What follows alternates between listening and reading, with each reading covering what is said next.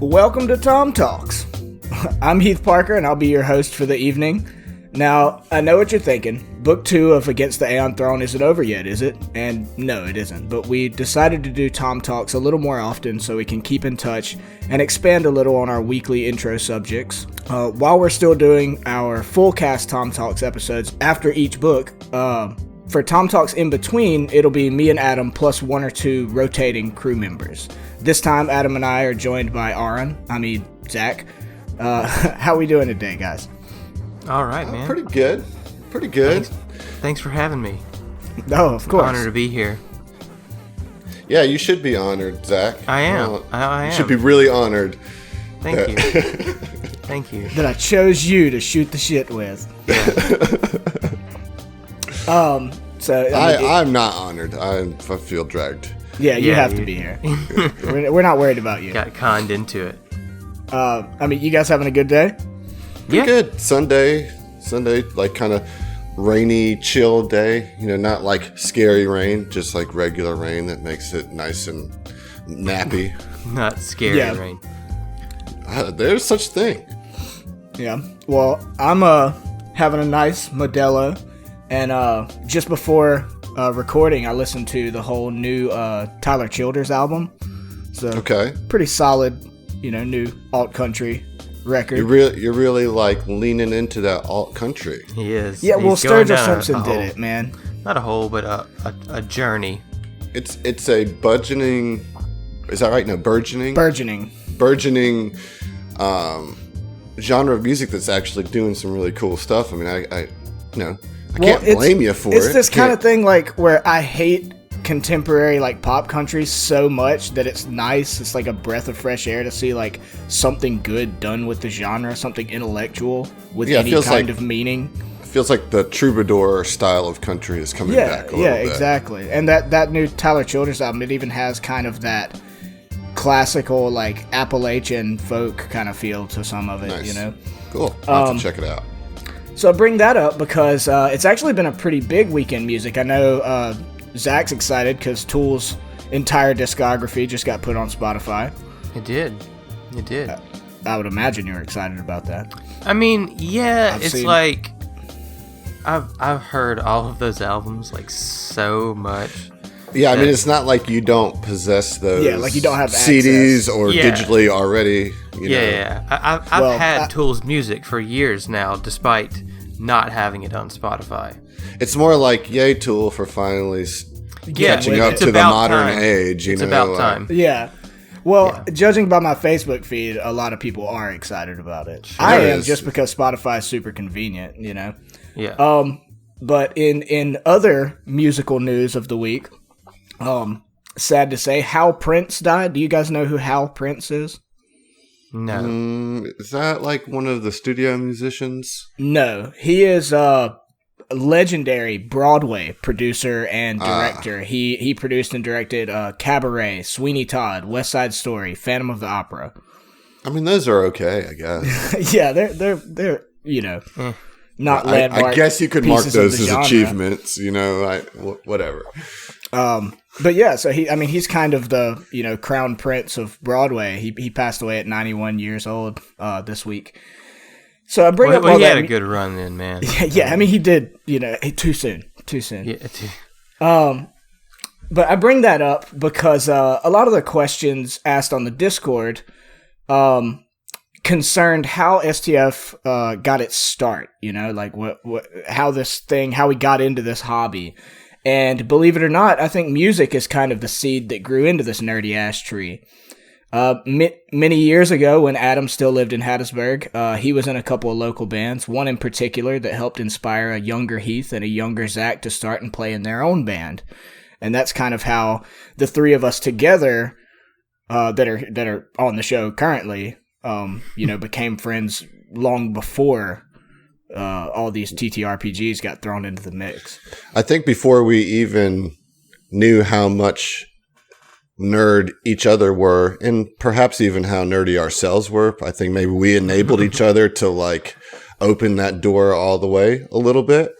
And we certainly did connect initially through music. I mean, all of us played music at one point in Hattiesburg, and I mean, the only reason why he says I inspired him is just because I'm the older one. I've just been doing it, you know? No, that's not true at all. We did used to go to the shows, though. We went to the shows. No, yeah. Me and Zach went to a lot of shows where you guys played, and like it was, at 17 years old, it was like mind blowing. Like, oh, local cats can play, progressive, interesting music. I think that's the thing is that Chance Fisher certainly had its own door open to like a little bit of nerdism and a little bit of mythology. We definitely kind of had our own little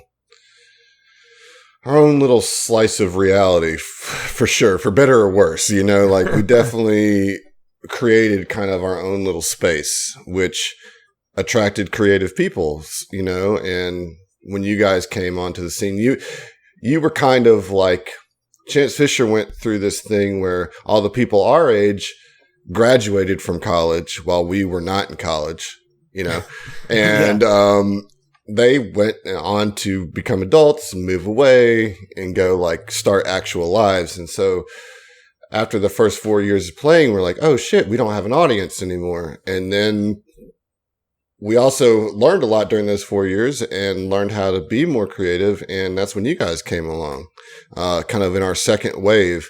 And that's when we actually started writing like what I think are better songs. Those first 4 years were very like Fish and Grateful Dead influenced, where we would just get out there and jam for 20 minutes just because we thought we could, Yeah. But you guys were fortunate to come in on when we actually started writing songs, Yeah. So, I mean, you guys were definitely kind of, like you would call yourselves a jam band, Mm-hmm. Like, mm-hmm. Whereas, we probably wouldn't have like then, like we probably were like, we're not a jam band, but like, but you fucking were. Yeah, don't call us a jam band. Right. But older and wiser, that's definitely what we were. Well, that's the kind of thing. It's funny. Dude, no question. You guys were a jam band. Yeah, no, you were absolutely like a Fish-inspired jam band. You know? Right. The funny thing is, like, when me and Zach were in a band called Roundhouse Groove, as well as, we had to have a trial run at a Tool knockoff band when we were 16, pretty much. But right. But Good Roundhouse times, Groove, though, man. like, we weren't a jam band, but we always made the joke, like, we're just a party band that jams, Yeah. I think that's an accurate description of y'all, too. Yeah, I mean, we were much more like funk rock, have a good time. A little bit more Chili Pepper influence than, like, Dave Matthews or Fish, Yeah. Right. Definitely leaning more into, like, the punk funk, Yeah, mm-hmm. Somewhere between, like, Chili Peppers, like, Audio Slave, Rage Against the Machine kind of stuff. Mm-hmm. Mm-hmm. But, yeah. Yeah, I think it's a fair assessment.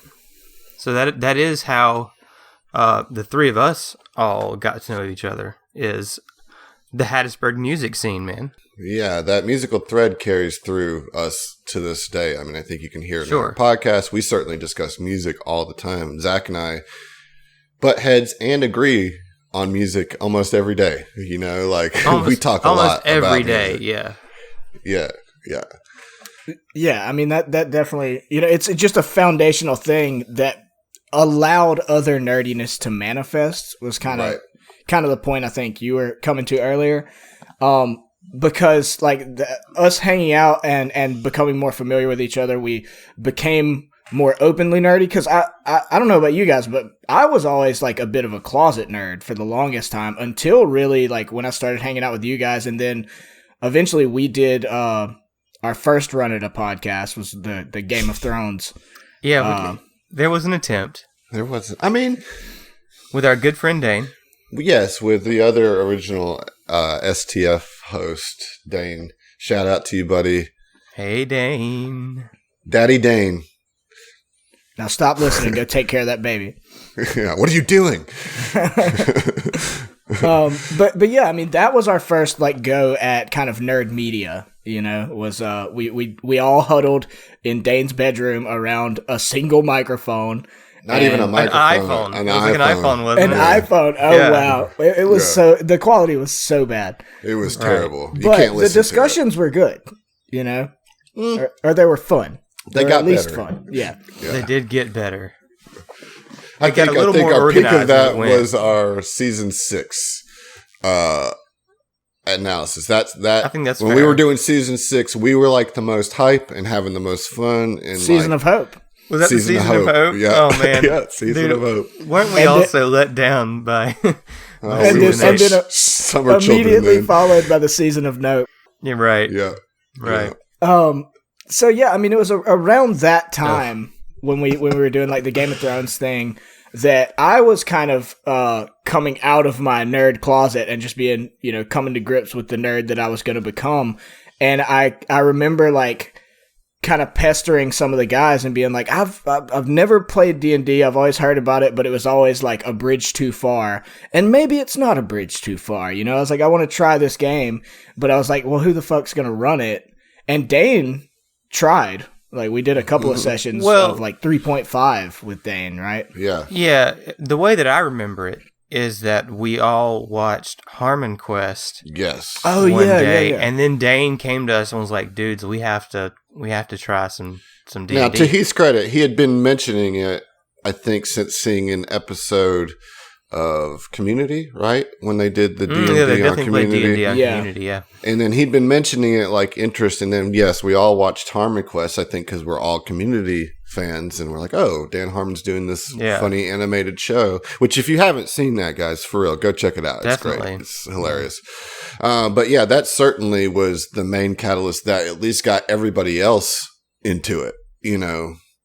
Ready to play. Yeah, and Dane was like, I want to do this. Yeah, and then, kind of once we dipped our toe in a little bit, we also started listening to like the Adventure Zone. And I think there's an interesting progression of like from very like rules light kind of TTRPG media that we got into to the point that we are now where we're dealing with like Paizo products and doing a real play and listening to a lot of real plays and stuff, like it was interesting because it started with Harmon Quest, which is much more a comedy show than it is a playing D&D show. That's just like the premise, and then they're pretty loose with the rules. Absolutely. It's really just to be able to animate funny scenes.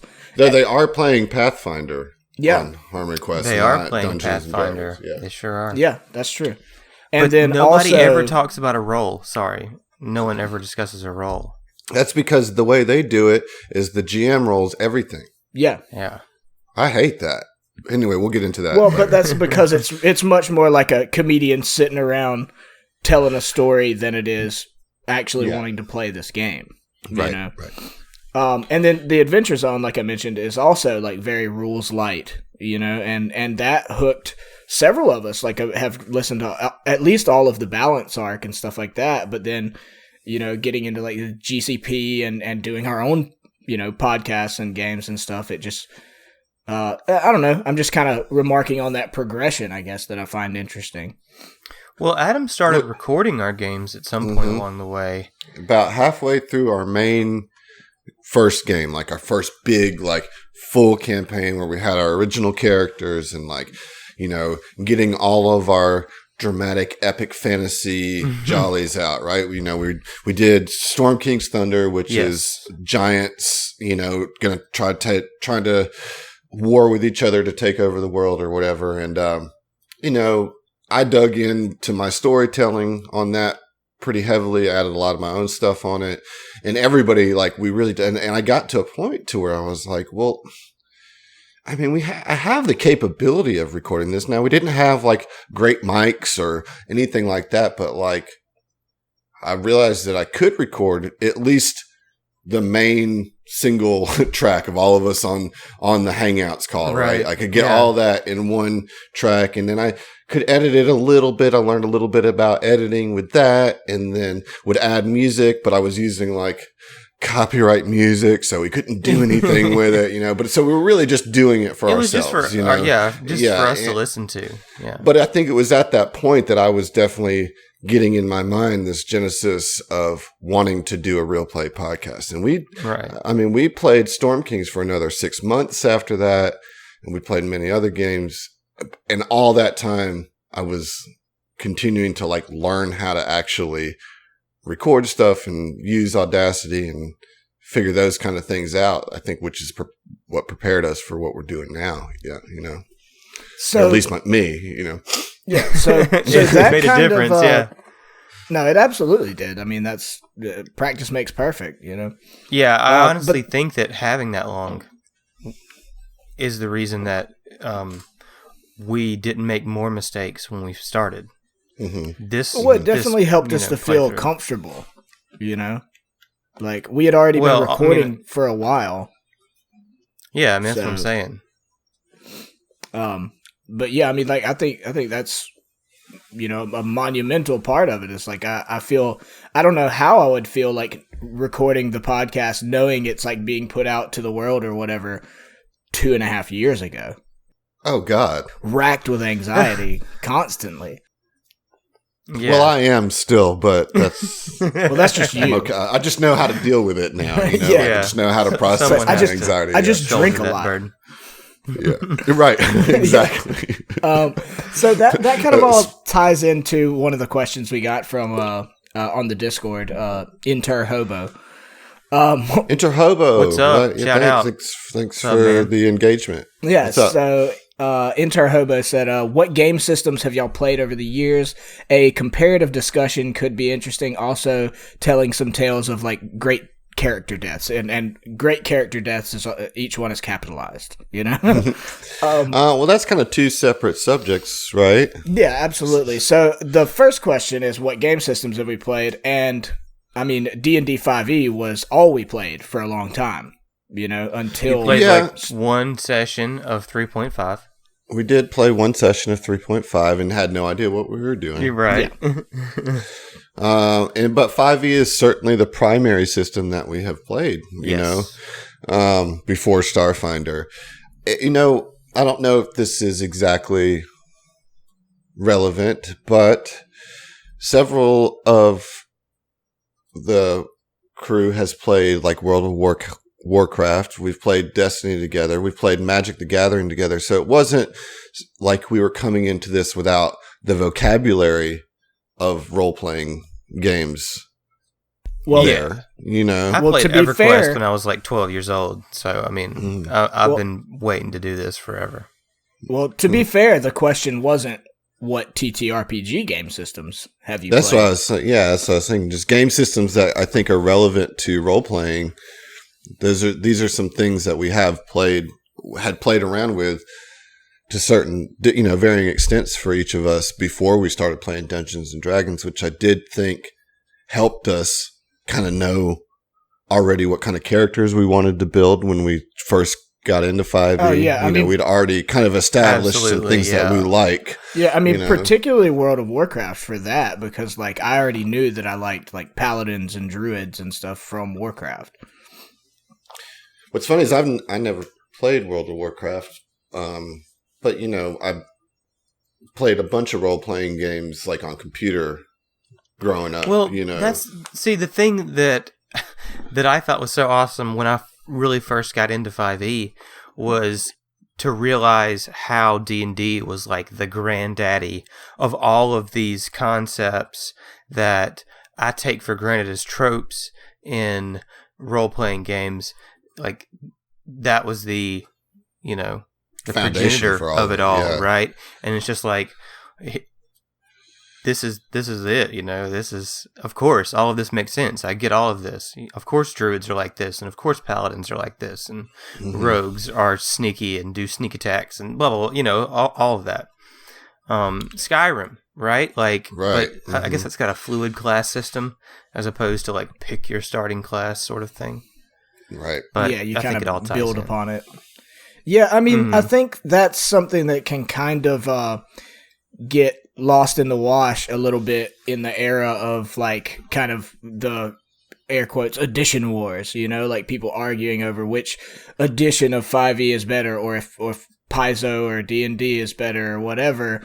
A lot of those arguments tend to take away from people who like, even if they don't play D&D anymore or have moved to Paizo or something, there's not a lot of opportunities in those conversations to acknowledge that, like, I mean, whatever you care for now, D&D really is kind of that landmark thing that formed a genre, you know? Mm-hmm. Without a doubt. Yeah. Without a doubt.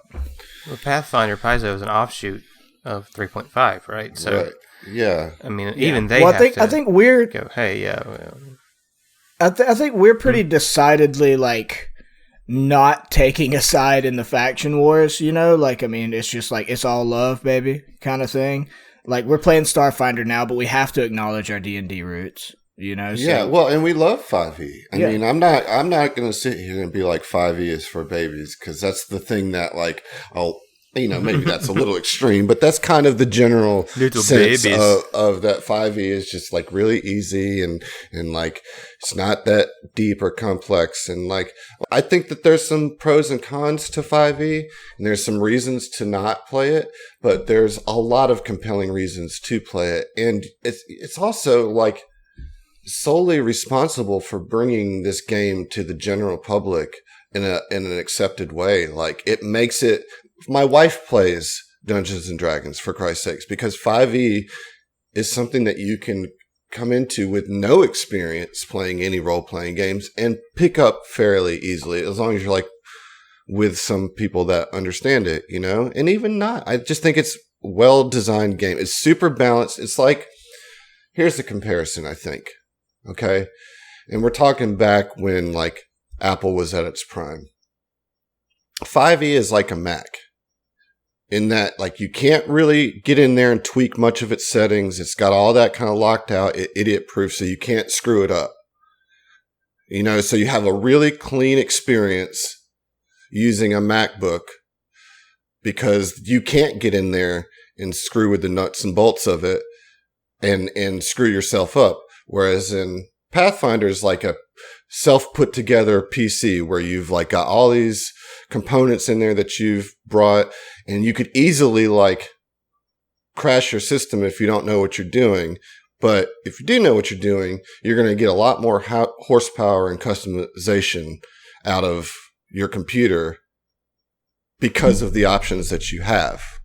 Yeah. Does that seem I fair? think that's a pretty valiant effort, you know, a fair attempt at a good comparison. I like it. Yeah, I mean, the thing about 5e is that it's supremely accessible. You know, like it really, like you said, I've even addressed it in an intro before. Like, we're living in a brave new era for particularly TTRPG nerds. I mean, it wasn't 5 years ago that's something you talked about in hushed whispers, you know?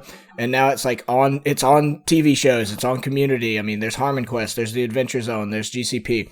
Like, all this stuff has... Stranger Things, right? Stranger Things, yeah. I mean, like, this stuff has blown up and become okay. Like, my coworkers know that I take Thursdays off to play D&D or Starfinder or whatever, you know?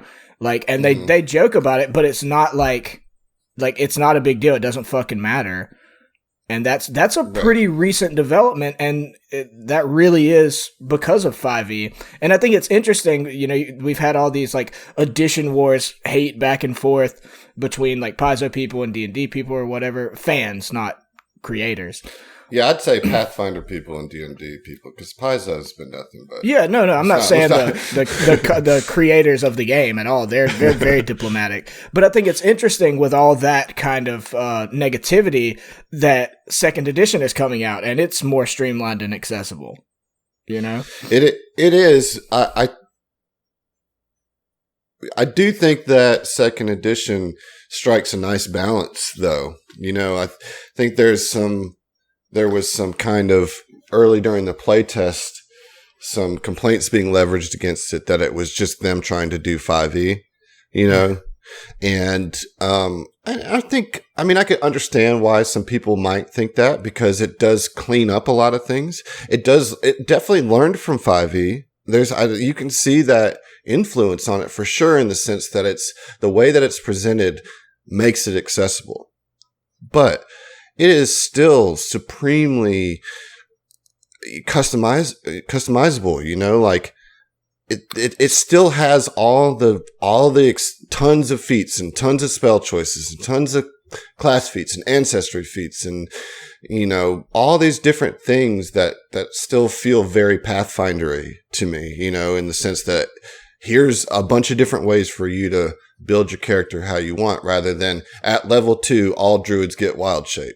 You know what I mean? At level 2, you can pick, if you don't want to fuck with wild shape, you don't have to do it. And at level 2, you get something that's relevant to the character that you want to build. You know? Yeah. I mean, I think... To me, Sorry. To me, it still seems like Pathfinder, it's 5th edition for Pathfinder fans is how it seems to me. I do like the 3-action system. I think that's a solid upgrade. Overall, I think everything should do that. I wish we could just do that in Starfinder. You know. Well, I mean that's one of the major ground level differences. You know, it's like if you haven't played 2E, listeners. Basically, with your 3 actions, you can do whatever the fuck you want. You can attack 3 times. You can run 3 times. You'll just take penalties for doing the same thing over and over again. But you have the freedom to penalties. Mm-hmm. Yeah, the attack penalties is cool because in the Starfinder, if you choose to full attack, you get 2 attacks, and you get the same -4 penalty to each attack or whatever, right? Mm-hmm. In Pathfinder, the first attack you make on that turn is full with your bonuses, and the second attack, if you can do 3 attacks, but the second has a small penalty, and then the third one has a larger penalty. So you can realistically attack twice every turn and move or whatever with less of a penalty than you could in Starfinder. Sure. I think I like that your first attack has always, no matter what, has still all your best chances to hit, you know? Mm-hmm, right. And so the punishment doesn't come from just wanting to attack more. Who doesn't want to attack more? It just means your next one is going to be a little delayed because you're trying to get another attack in 6 seconds. I think that's really cool, too. I think that's the biggest difference in terms of moment-to-moment gameplay versus Paizo's previous systems and also 5e. You know, I think that the 3-action system is the game changer. Mm-hmm. Honestly, I think that's I like the idea of your ancestry becoming more important to you as you level up too. I think some people aren't too keen on the ancestry feats, but for me, I think it's a cool way to make your racial or ancestry choice relevant throughout your progression process. Like as you're developing as a character, we like to role play our level ups and what does this actually mean for this particular character? This gives you this opportunity to kind of connect to your familial past or your heritage, you know. So that means that your elf isn't the same as my elf, you know. Mm-hmm. I think that's interesting. I think that's a cool idea, you know. And it's not like you have to compete with other feat choices either. It's like at this level, you get something to do with your ancestry that's specific to that, rather than having to give up a meaningful feat somewhere, you know, combat feat or skill feat or something. Yeah, well, I just anytime you can marry the mechanical aspect of the system with a narrative aspect, whether it be your own personal story or how your character connects to the world at large or whatever, I think that really richens the experience. Sure. But we have to talk about Starfinder, though, right? Look, I think that I prefer Starfinder to 5e or Pathfinder 2nd edition just because of the setting. Yeah, I hear you, dude. The sci-fi setting and just the science fantasy of it, yeah, right? It's really cool. Yeah, the Star Wars versus Star Trek of something more traditionally sci-fi, right? I like that there is magic, even though there's technology. Well, see, you know? I agree with you. I think that's part of what's so fun and kind of lends a lot of options to Starfinder. But, I'd be remiss if I didn't bring up that just keeping tabs on the community, there's a lot of people that, you know, when Starfinder came out and people got a chance to play it, that are absolutely would disagree with you, that they wanted more hard science, they wanted less magic, they wanted it to be a more true science fiction kind of game, and that's some of the little bit of negativity I've seen in the reception. But I feel like I feel like if Sorry that's the about type of game you want to run, Starfinder still gives you the opportunity to do that. Like within the system, you just as a GM and talk to your players and like, okay, hey, we want to play a low magic game. Like you can do the same thing in any system. Like you can just strip away some of the magic. You know what I mean? Absolutely. Like you don't have to use all of it. Even with pre-written modules, you could strip away a lot of the magic out of Aeon Throne. And there's not a whole lot of magic in Aeon Throne. That's what I'm saying. I mean, like... Yeah, it's much more just like a military kind of thing. Mm-hmm. So... But I mean, I think that's kind of a weird reason. They gave us too much options to choose from. Too many options. I hate that I even have the option to use magic. Gosh, this game sucks. Well, I mean, no matter what you do, you're going to garner some haters. I mean, that's just the nature of these systems. People like what they like. I mean, whatever. I'm not worried about it. I'm just saying that's some of the backlash that they've received is people that wanted it to be more science fiction, less science fantasy. Well, I think I can safely speak for the group in that we are all loving Starfinder as a system. I think we're having a lot of fun with it. Yeah, it is definitely my favorite system. I am almost ready to decide on something to GM in Starfinder. Oh, really? Yeah. That's exciting. Dawn of Flame, baby. Of this. Yeah, that's Dawn of Flame. That's the one. This is breaking news. Yeah, I took a year off. So I don't mean to interrupt you, but that does segue well. I wanted to talk about some of the previous games that we had played because we did bring up Storm King's Thunder. But both of you have run Curse of Strahd. Well, I'm currently running it. But I ran Curse of Strahd, with you guys actually and one of our other, for what it's worth, and one of our other friends. It's a 3-man party. It's a 3-man party. That's pretty rare, absolutely. But it was special. I don't want to toot my own horn, but I like to think that the blood, sweat, and tears that I poured into that Curse of Strahd campaign is what inspired both you, Adam, and Emily to run your own Curse of Strahd campaigns. I'm just saying. I mean, you're not wrong. You did great. I mean, you really got dug into the atmosphere of Curse of Strahd. And the thing is, like, there's 3 people in our STF extended friend group that are running that game, and it is I think both like objectively and in our opinions the best 5e like pre-written module, right? Absolutely. No question. Yeah, it's absolutely the best 5e offering out there. If you haven't run Curse of Strahd and you want it's worth playing 5e module, just for that. Just for Curse of Strahd. Yeah. Now, me, I'm biased. Like, Bloodborne is one of my favorite games of all time. I love, that gothic horror sort of vibe, so I couldn't wait to run it when I found out about it. Well, I think we have very different GM styles, but one of your strongest suits was digging into the atmosphere, and Curse of Strahd is so dependent on atmosphere, and you were able to just generate that kind of like dread and paranoia that it requires, and I mean to the point to where like we got into arguments out, not in character, like about what the fuck this is, you know what I mean? Because it gets like tough, and you played it tough. I learned a lot about how to run that kind of thing and where to strike that balance as we went, because that was my first time GMing, and I also, atmosphere was important to me, and so I wanted to make you guys sweat, but I didn't know that there's a certain amount that you just have to give your players. Let's talk about the party makeup first. Of your curse, right? Before we get there, I just want to say, if you haven't played Curse of Strahd, think Dracula, all that gothic horror. Oh, yeah. So Dracula Strahd von inspired Zarovich kind of is the Count Dracula. And we'll try our best to avoid spoilers here, but I'm just going to put at least a minor spoiler warning out here.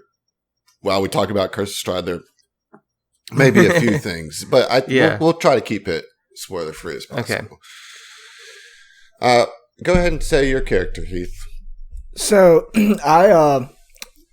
I think it's pretty easy to gather that I normally play pretty martial characters. I'm big into melee, and with Curse of Strahd, we were intentionally trying to make a group of like monster hunters. and I was the only. We were like that was our premise. That was our jobs. Yeah, like that was our business. Yeah, you we were were professional a monster hunters, right?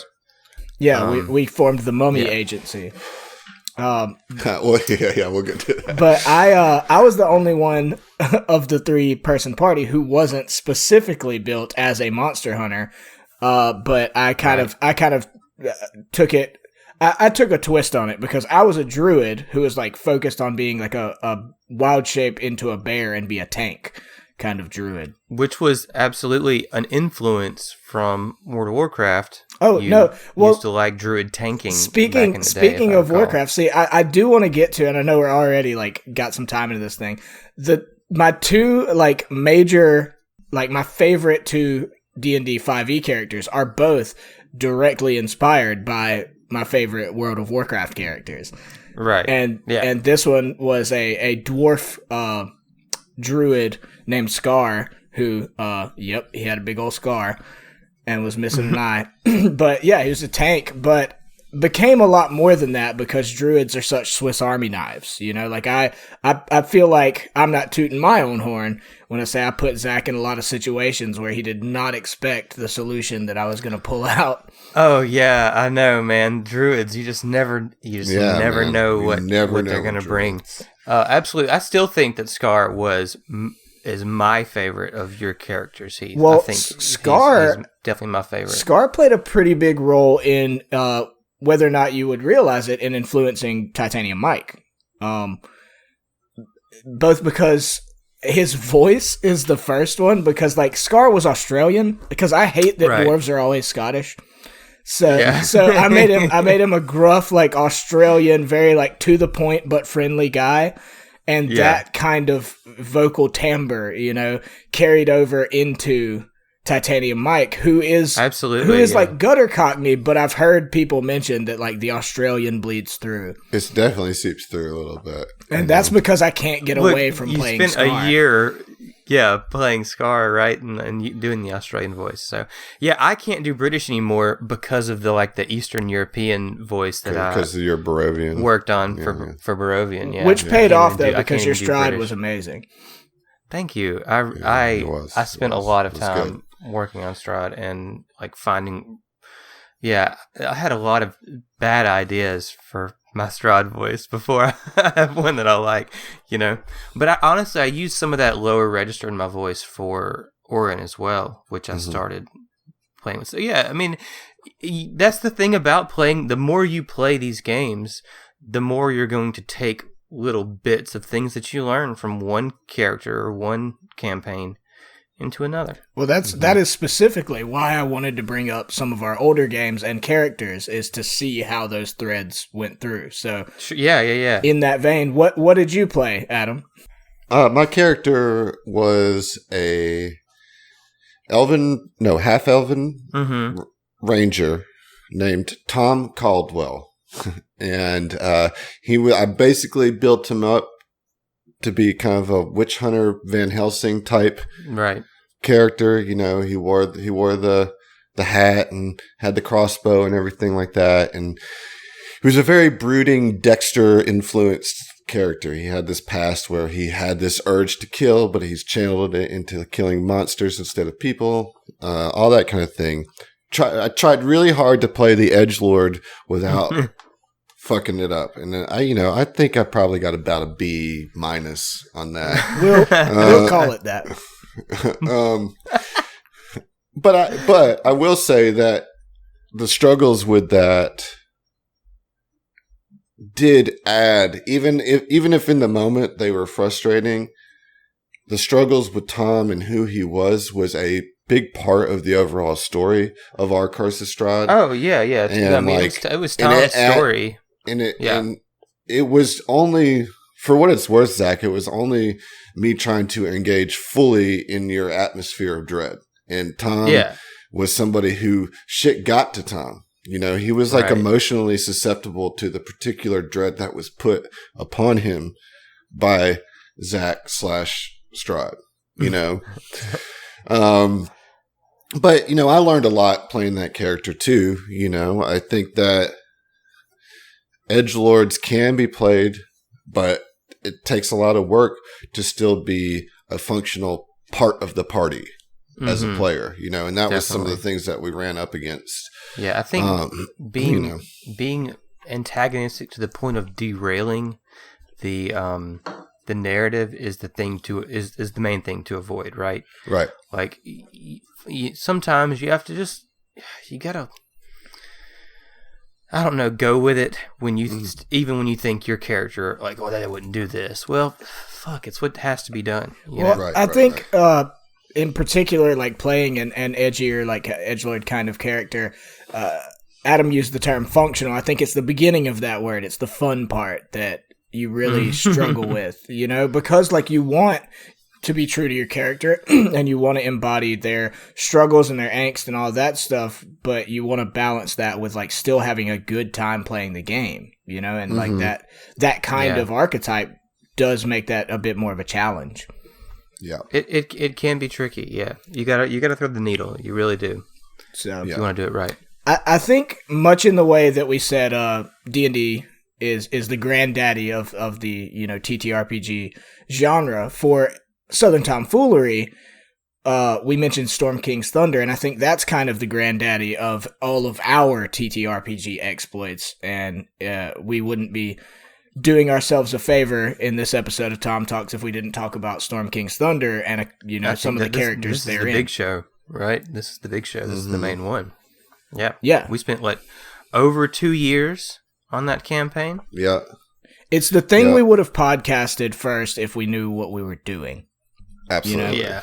Yeah. Right. It had the most, I mean, Curse of Strahd definitely had some developed characters, but I think Storm King's Thunder had the most, personal mythos attached to it, you know, and, all the characters that you all were playing, there was a lot of yourselves in them, and there was a lot of us figuring ourselves out as friends and people during that time that was kind of projected into that game. And so there was a lot wrapped up in Storm King's Thunder, you know, and Definitely. It was, I had a lot of pressure on myself to deliver a meaningful story for you guys over 2 years, you know, and yeah, it's a no small ask, you know? Yeah. Well, and to play the metaphor game as Adam is so fond of, I think, you know, if you're comparing kind of Curse of Strahd to Storm King's Thunder, Curse of Strahd is a really well-developed single gothic horror novel, you know? And Storm King's Thunder feels a lot more akin to an epic fantasy series a la, you know, Stormlight Archives or something like that. It's a lot more hopeful, action high fantasy, but it's also a lot more open world sandboxy, you know? Mm-hmm. But I think that gave us time to grow those characters. Oh, you know, simply the time given forced us to develop characters longer and longer and have more changes therein.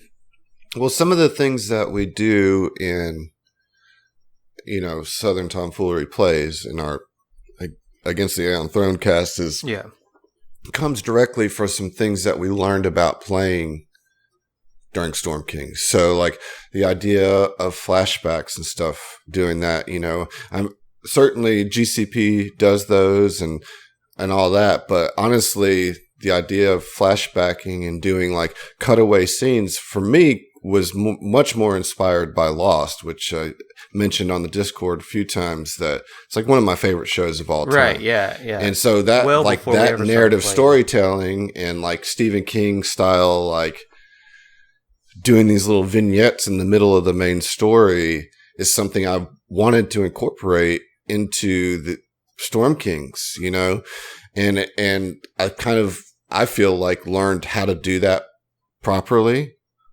through some things there. I did, you know, of course I made some mistakes, but I did some cool things, learned some things and then I think y'all as players learned how to play your characters as a group rather than each trying to play their own story, each trying to play their own game. You know what I mean? Yeah. Interesting. Yeah. Because I think that's a challenge when you first get into these games is how to do that, right? How to be a part of a group working towards a common end, as opposed to just trying to live out your own power fantasy or whatever it is, right? Mhm. Yeah. Well, and especially like a player like me who, I end up always making at least like 5 or 6 page backstories for every character I make. Like I really enjoy crafting a big fuck story about whatever character I'm playing, but inevitably that causes the problem that we're talking about now, where I get in the game and I'm like, oh, well, this ain't about me, Like, that balance is tough when you've put that much time into a story, only to not necessarily realize, but come to grips with the fact that, like, okay, well, this is going to have to be parsed out piecemeal over time. Like you're not here to like show up day one and here is my 6-page backstory. I want everyone to know everything that I have ever done. Right. Absolutely. Yeah, you can't just show up at the table because no one's going to really commit all of that to memory. If you show up instantaneously day one and say and give your whole character's backstory, like they need to see your character in the present now, what kind of person they are as you develop that character, and then are informed about why through scenes from the past. Yeah, well, it's that classic I like show that don't format. tell. Well, and I think it's also important to leave some vagueness in your backstory so that when you play the actual game, what's happening in the game, you can like kind of retroactively make your backstory become relevant to the main story if you leave some room there. Have some like key things that make up who you are and inform who you are when you start the adventure. But like, I think if you leave some room for some things to either change or you just have some things undefined, then that allows you to then use the adventure you're playing to fill that out, and tie you more directly into the story. And that'll be some things that you don't know about as we go into it because you don't know what the story is going to be. But if you're open to like not having everything so defined before you start, I don't think there's anything wrong with retroactively fitting something that happened in the past to be relevant to what you're experiencing in the present, which is again directly a result of my love for Lost, because that's what they did so well. That's what they did so well. That was the whole purpose of the flashbacks is like, and that's how they wrote it too. If any of you are still under the assumption that the Lost writers had a organized chart of what the story was going to be from day one, I watched the finale, which I love, but I will say the finale proves that they didn't. That being said, they left this room for their characters to like, okay, oh, well, the character's going through this on the island or the adventure, so to speak.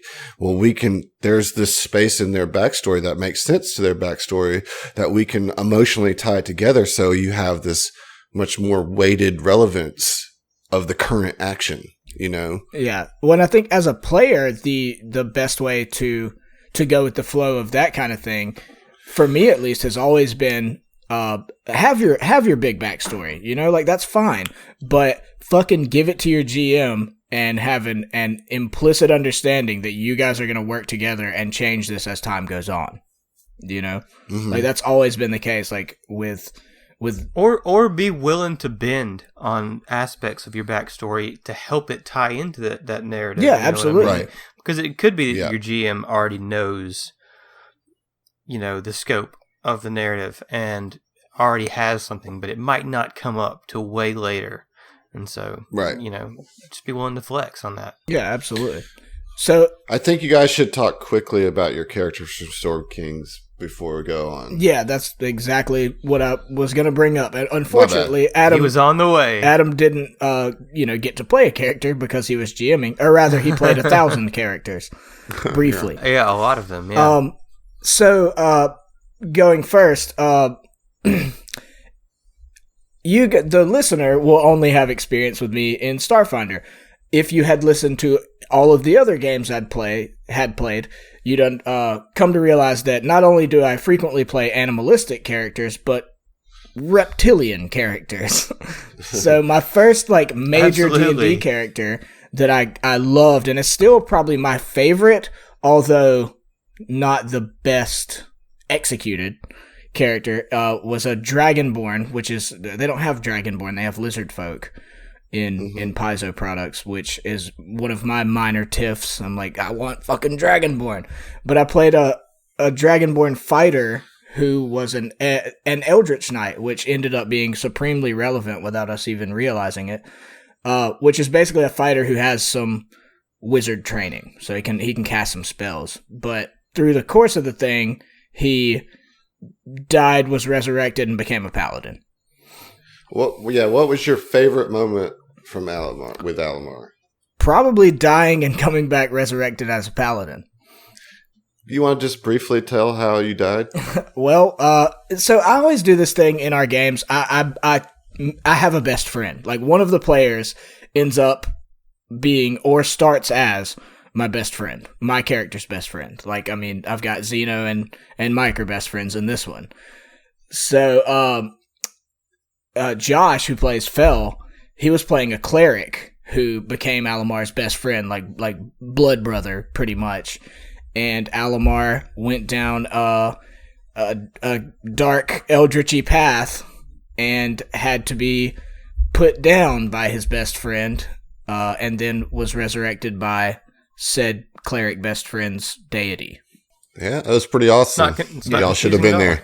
Yeah. So yeah, I mean, it's hard to sum up the events of Storm King's Thunder in a snippet. Right. But that was my first... It was a pretty epic moment, though, for sure. It really was. That was my first reptile character, and Titanium Mike is my third, I think. Because I played a turtle, a Teenage Mutant Ninja Turtle. You did play a turtle. Oh, yeah, there's Tomb of Annihilation. That's what we're currently playing. But anyway, Zach, what was your character? My character was a wood elf druid named Kaz Yar, which is just an anagram of my name, Zachary, because that's how creative I was when we first started playing, and I just I can't think of a name. Yeah, I'll just make an anagram of my name, yeah. So, but yeah, I really, really enjoyed the druid as a class and playing it over the course of 2 years.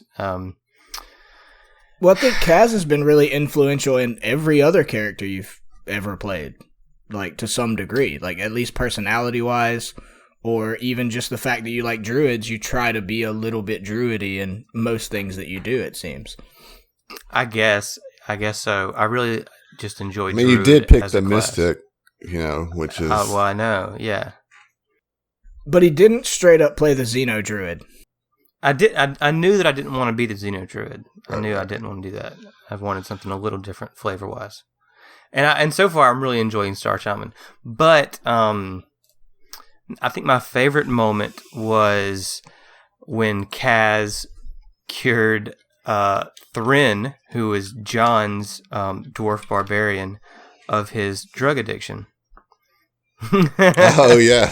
Yeah, he was addicted to fantasy ecstasy, pretty much. Yeah, when we have John on, we'll have him tell that full story. Yeah, but that was a great moment. That was a huge moment when you used great, and it threw me off so much. Right. I wasn't even thinking about it. Like, I had this whole story arc for John's character to deal with addiction of this, fantasy ecstasy, as Heath said, and out of nowhere, Zach as Kaz just boop, drops greater restoration on him.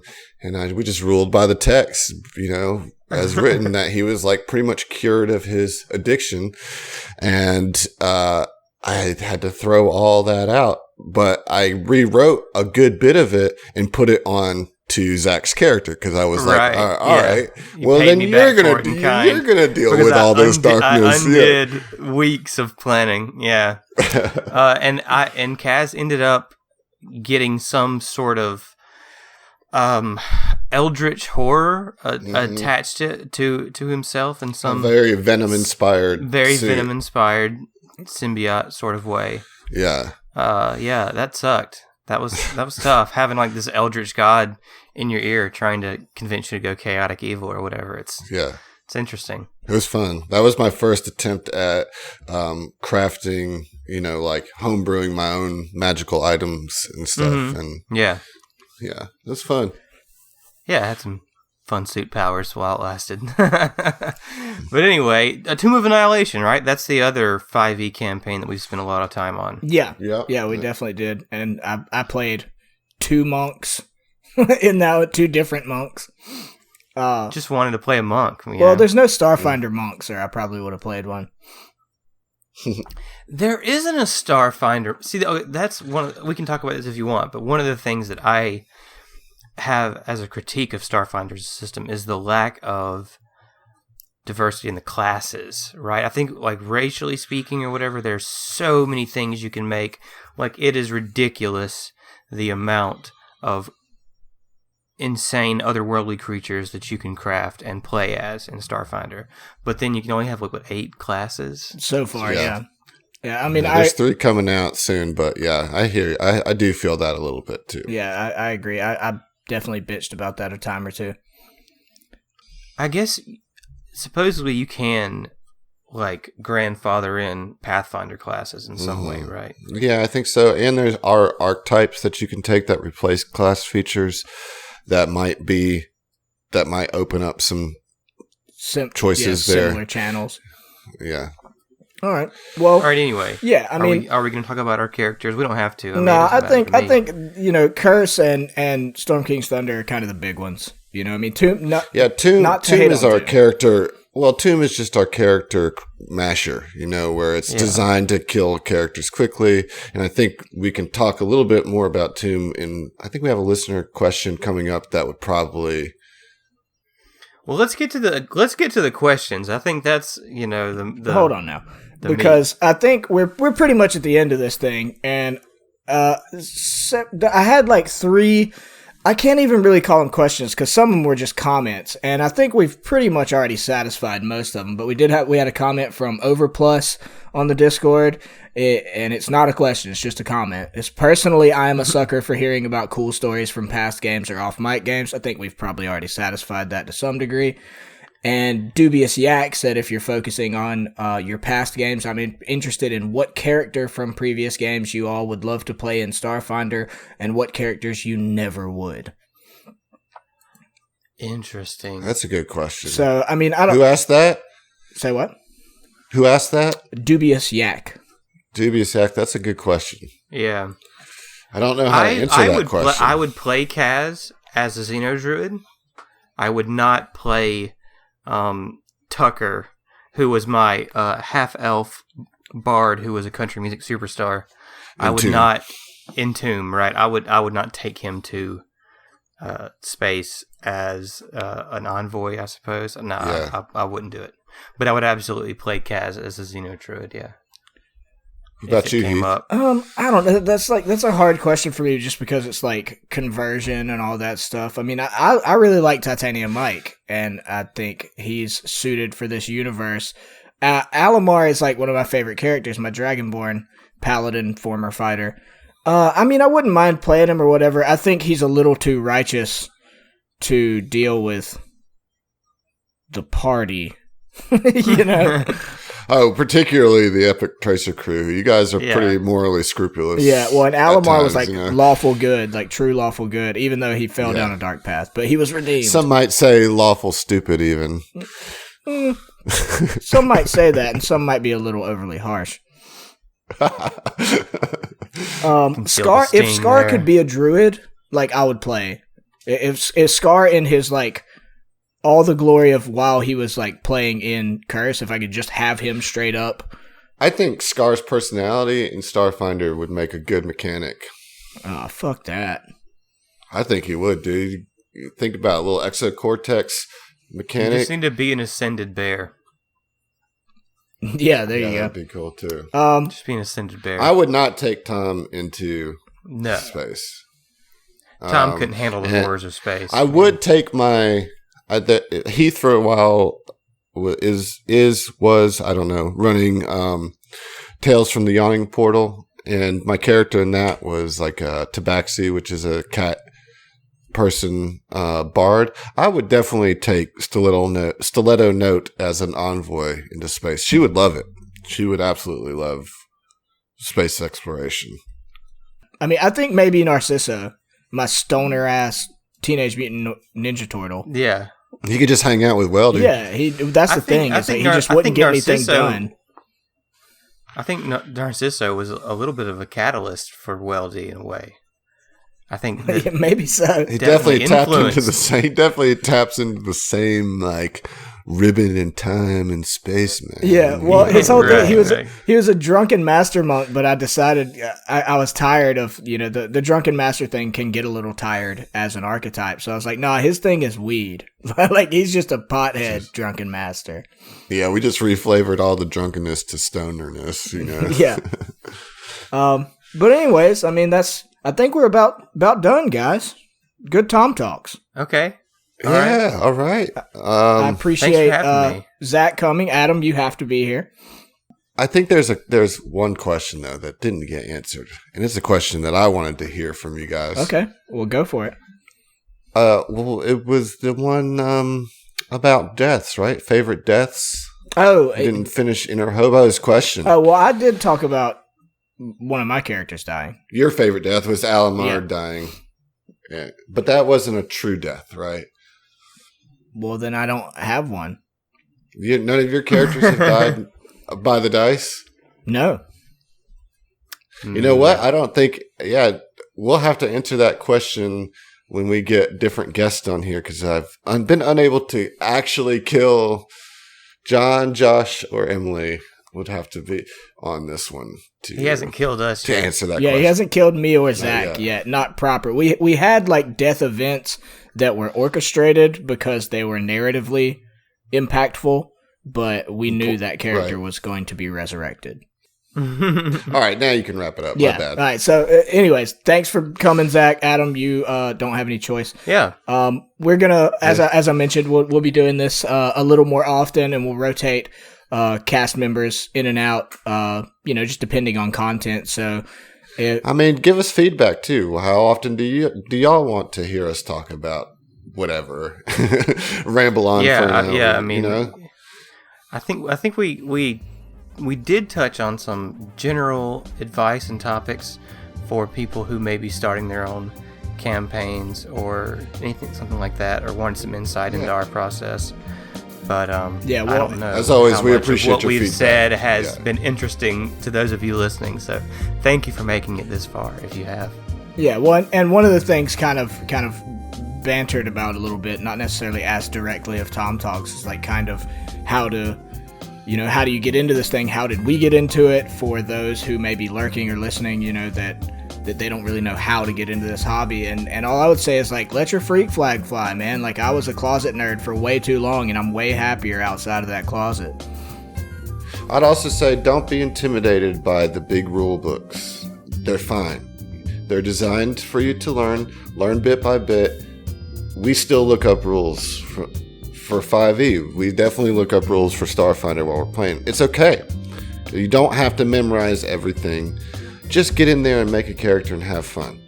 Get in there and do it. That would be my advice. Is don't be afraid of it because it has a big book of rules. You can figure it out.